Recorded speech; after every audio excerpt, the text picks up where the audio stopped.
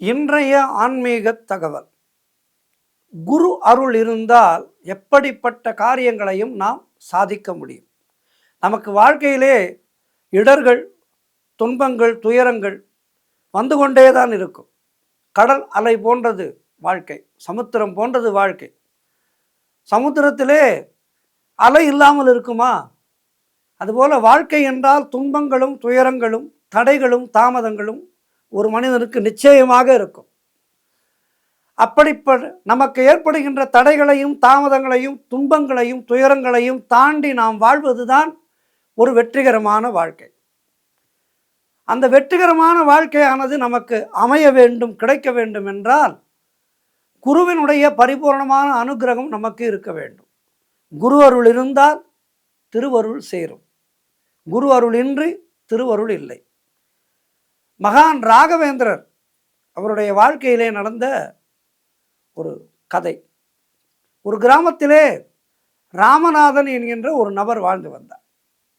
மிகவும் நேர்மையானவர், எல்லோரிடமும் நன்கு அன்பாக பழகக்கூடியவர். ஆனால் வறுமை என்கின்ற அரக்கன் அவரை வாட்டி வதைத்தது. அவர் உழைக்கின்றார், ஆனால் அந்த உழைப்புக்கு ஏற்ற ஊதியமானது அவருக்கு கிடைக்கவில்லை. அவருடைய தேவைகள் பூர்த்தியாகவில்லை. கடன் வாங்க வேண்டியிருக்கின்றது, கடன் தீர மாட்டேன் என்கின்றது. ஒரு கட்டத்திலே இந்த ராமநாதன் மிக மிக மனம் உடைந்து விட்டார். கடவுள் இருக்கின்றாரா இல்லையா என்கின்ற ஒரு சந்தேகம் அவருக்கு வந்துவிட்டது. நான் இப்படி சிரமப்படுகின்றேனே, கஷ்டப்படுகின்றேனே, என்னுடைய வாழ்க்கை உயர்வதற்கு இந்த மந்திராலய மகான் எனக்கு ஒரு வாழ்க்கையை அமைத்து கொடுக்க மாட்டாரா? என்னை இப்படி படாதபாடு படுத்துகின்றாரே என்கின்ற ஒரு விரக்தி அவருடைய மனதிலே வந்துவிட்டது. இருந்தாலும் தெய்வ நிந்தனை செய்யாமல் மனமுருகி வேண்டிக் கொண்டார். மகான் ராகவேந்திரர் ஒரு கற்பக விருட்சம் போன்றவர். யாருக்கு என்ன வேண்டுமோ அதனை அளிப்பவர் மகான் ராகவேந்திரர். சோதனைகளை தாண்டி அவரை சரணாகதி அடைந்து விட்டால் அவருக்கு எல்லாவற்றையும் கொடுப்பவர் ராகவேந்திரர். ஆகவே இந்த ராமநாதனும் ராகவேந்திரரை பரிபூர்ணமாக சரணடைந்து தினமும் ராகவேந்திரரை விரதமிருந்து வழிபடத் தொடங்கினார். ஆரம்பத்திலே ஏற்பட்ட சோதனைகள் மிக அதிகமாக இருந்தது. வேலை போய்விட்டது. ராகவேந்திரருடைய அந்த வழிபாட்டை தொடங்கி சிறிது நாட்களிலே வேலை போய்விட்டது. கடன் கொடுத்தவர்கள் எல்லாம் வீட்டு வாசலிலே வந்து நின்று மிக மிக ஏளனமாக பேசினார்கள். ராமநாதன் மிகுந்த மன உளைச்சல் அடைந்தாலும் குருநாதர் மேல் வைத்த பக்தியை விடவில்லை. ராகவேந்திரா, உன்னை நம்பிவிட்டேன், நீயே கதி என முழுமையாக சரணடைந்து விட்டார்.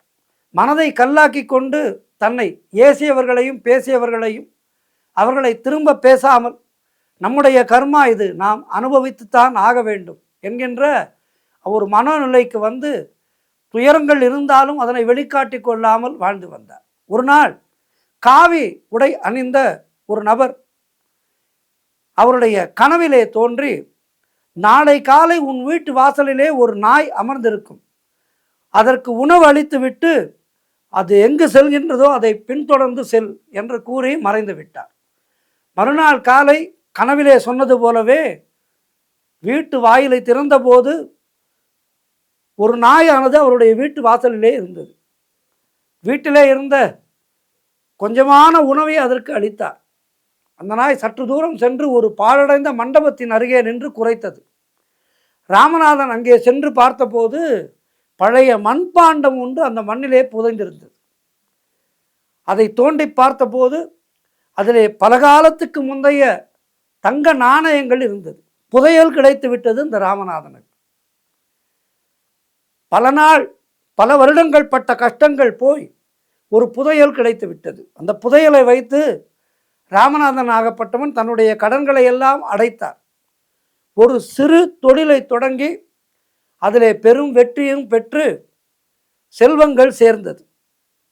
செல்வங்கள் சேர்ந்தாலும் ராகவேந்திரரை, குருராயரை மறக்கவில்லை. கிராமத்திலே ஒரு ராகவேந்திரருக்கான பிருந்தாவனத்தை அமைத்தார். பசியோடு வருவோர்களுக்கெல்லாம் அன்னதானம் செய்தார்.